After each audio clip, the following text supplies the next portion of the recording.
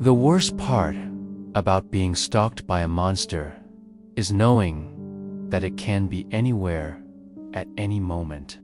And in this chilling tale of terror from a viewer, that's exactly what he gets to experience. So, let's see how he managed to escape with his life after finding these mysterious teeth. I'm your host here, and this is our show where we take true horror stories from our viewers and turn them into creepy pastas. In 2019, I saw a cabin for rent in the small town of Fairview. I went to check it out. The cabin was on the edge of town, and right behind it was Fairview Forest. It was perfect. No neighbors, no loud cars, just trees, silence, and space. It was a little cheaper than other rentals, but the extra charge would have been worth it. I signed the lease and moved in immediately. I had never lived in a cabin before, so everything seemed exciting. 2 weeks later, I started hearing weird noises at night. They sounded like scratching coming from underneath the floorboards. I wasn't too concerned, though, because they weren't consistent or fast like a mouse. They were slow, deliberate, and rhythmic. I tried to tune them out, but then, one night, I had enough. I got out of bed and stomped on the floor. The scratching stopped. I continued stomping around the room, and the scratching eventually began again in another location. But overall, the sound seemed random. The next day, I lifted up a rug to expose some floorboards and tapped on them. I even put a broom under the house to try and locate the source of the scratching. Of course, I couldn't find anything. The scratches would start around 3:17 a.m. every night. And when they did, I could feel the vibration through the floor, and my entire bed would shake. When they happened, I could always predict when the shaking would begin.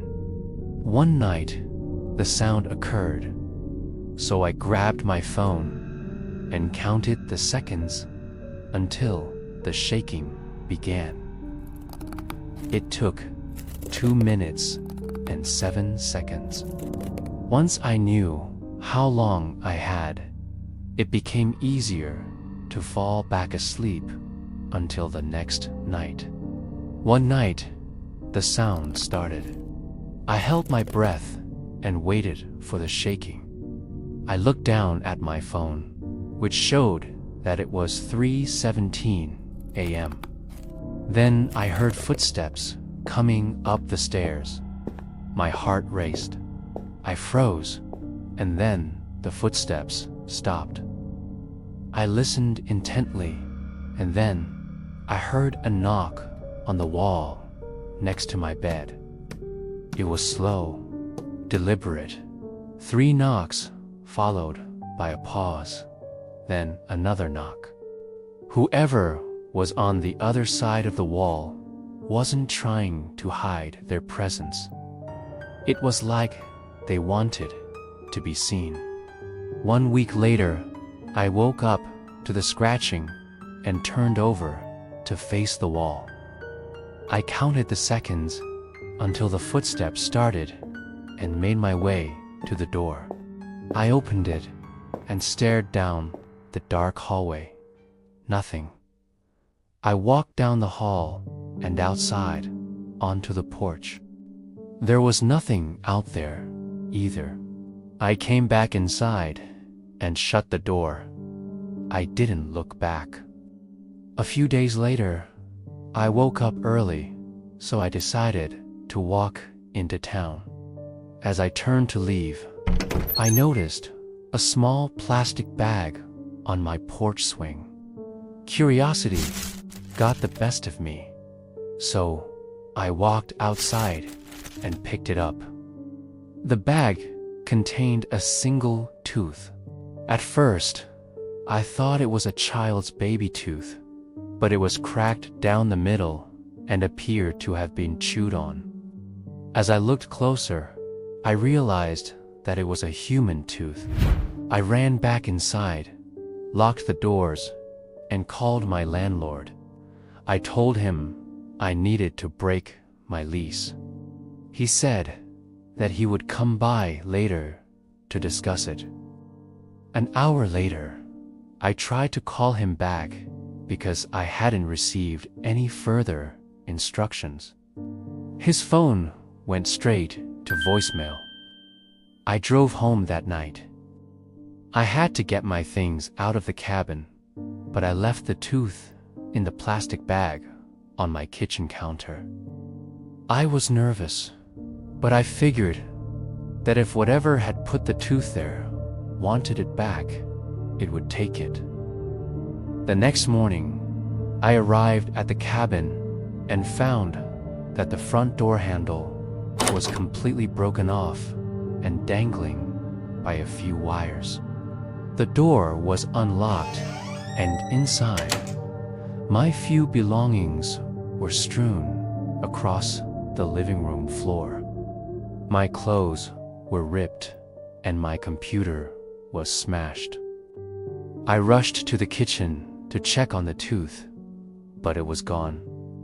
I looked everywhere and even checked the crawl space, but it was nowhere to be found. Maybe it was a prank, I thought. But who would do such a thing? Who would break into a cabin just to take a tooth was on the counter? That night, I couldn't sleep. I kept hearing deep, wet breathing coming from under the house. I started to panic and considered leaving. I ran outside and got into my car. I tried to start the engine, but it was dead. The battery was fine, but the engine wouldn't turn over. As I sat in the car, I heard more breathing, but now it was inside the walls. The next morning, I looked inside the crawlspace vent, but I couldn't see anything. I went to town to get some food and then returned home. That night, I was awakened by heavy breathing and scratching in the walls. I tried to stay calm, but I could hear whatever was outside the walls getting closer. Suddenly, it started clawing its way inside the bedroom. The sounds grew louder and more desperate. I hid under the covers and pulled the blankets over my head. I lay perfectly still and dared not make a sound. At exactly 3:17 a.m., the wood beneath my bed creaked very slowly. It seemed to be right underneath the mattress. For a moment, I heard nothing but my own heartbeat. Then I felt the mattress dip. Slowly, something pressed against my leg. It wasn't soft like a person, but hard and cold like stone. I remained frozen in place until the mattress rose back up, panting heavily. I waited. There was a scraping sound, as if whatever was under the bed was moving away. Then I heard it slither into the closet. In the morning, I found muddy handprints on the inside of the bedroom window. I went to the crawlspace again, but the vent was wide open and the floor was clear of any debris. There were drag marks leading from inside the house out to the opening. Something had entered the crawl space from the inside out. Now, I feel watched. Every night, I hear faint breathing near the vents. I don't go near the floor anymore, and I don't sleep. I wait, and when I close my eyes, I hear it getting closer. What do you think happened to this guy? Let us know in the comments below. And make sure to stay tuned, because next week we'll be reading your stories. We're currently taking submissions through the link in the description below. So send us yours today, and you might hear it on the show. Thanks for listening, and we'll see you next week.